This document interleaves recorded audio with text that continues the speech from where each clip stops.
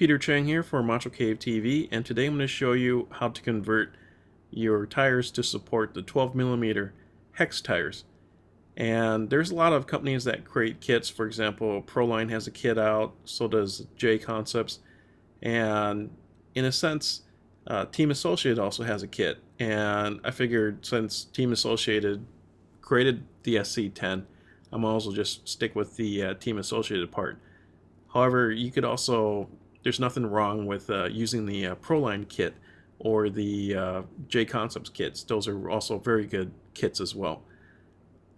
In a sense, what I'm doing is I'm just taking the steering turnbuckle, and what I'm doing is just pulling out the ball bearings from here. And pretty much once you have a different type of tires, these bearings actually go into the tire. So I'm just pulling these things out. To do this kit conversion, what you need are some additional parts. So you're going to need a hex wheel adapter set, and that is Team Associated part number 9883. You're also going to need the hex steering block set, and that is part number 9880. And finally, you're going to need the hex adapter set, the 7497. And I would also recommend a 40-40 nut to hold in everything, and that would be part number 4449.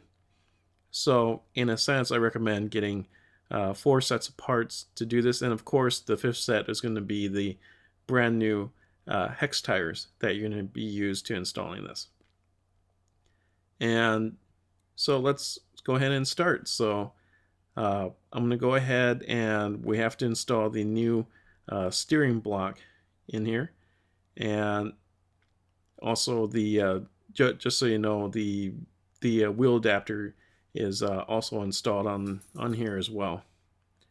So in a sense, just be patient with this. It's you're reinstalling the links as well too, so just be careful. There's also some nylon spacers in there, and just be careful not to lose those as well too, because when you first pull everything off, everything just wants to go flying everywhere. So just take your time with it, and just make sure that everything is lining up. So here I am. I'm just trying to get that front steering block on there. And I'm just going to do one side because it's going to take way too long to do the other side, show you the whole thing. But just take your time. Everything fits really well together. The more impatient you get, the harder it is to slide all those parts in. So got the outer hinge pin in. So, and apologize, you can't see that too well. I just had both my hands on that to steady everything. So once that outer hinge pin is in, you are 90% done with the hardest part. Is just getting that steering block in place is actually I found that to be kind of difficult. So once that steering block is in place, you should be pretty much set. There we go. Just going to give this another turn and twist to make sure. I just got to get the camber link in there. So that's back in there. Great.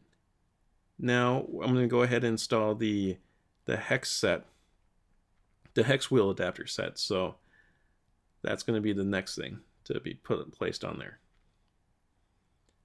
So it's not too terrible. This is actually the one of the easier parts. The hardest part is just threading the hinge pin back in. So,